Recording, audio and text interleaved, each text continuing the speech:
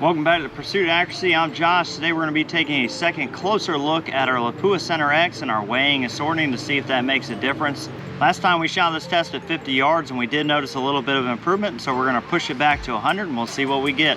Stick around.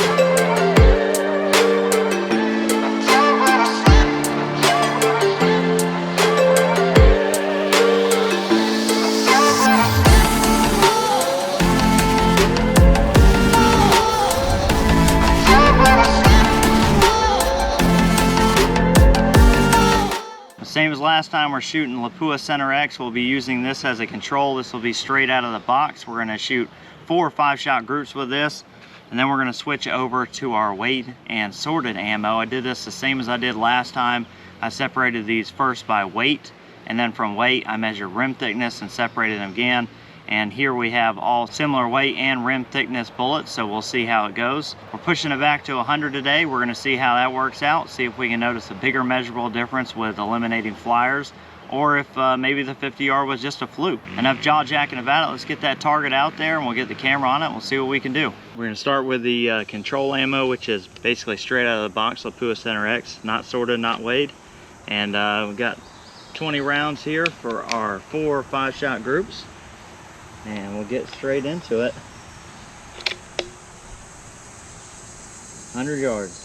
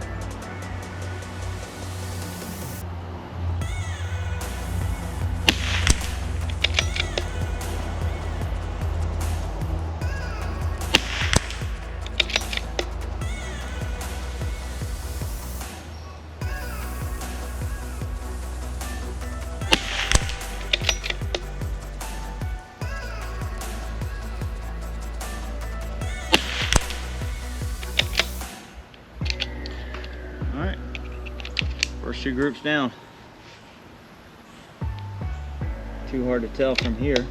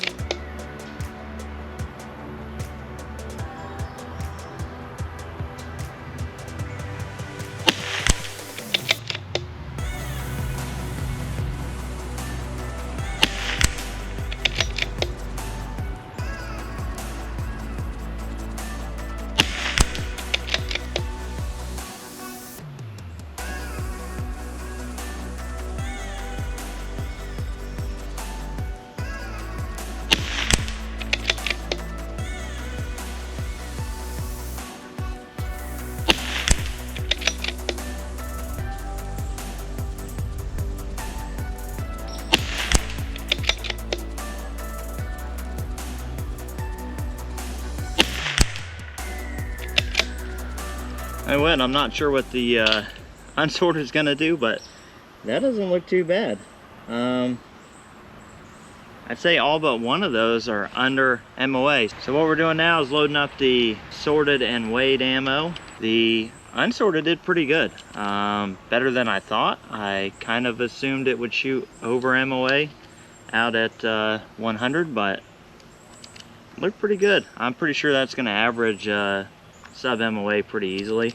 Got the sorted and weighed ammo loaded up, and we're gonna shoot the next 4 or 5 shot groups, same distance, see what we get.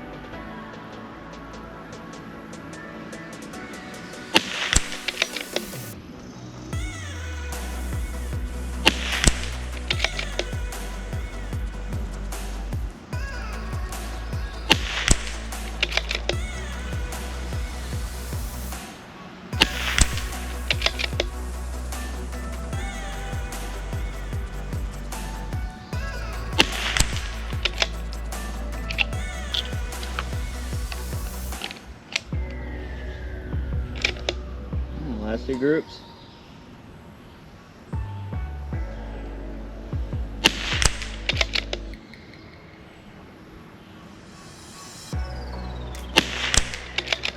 Whoa.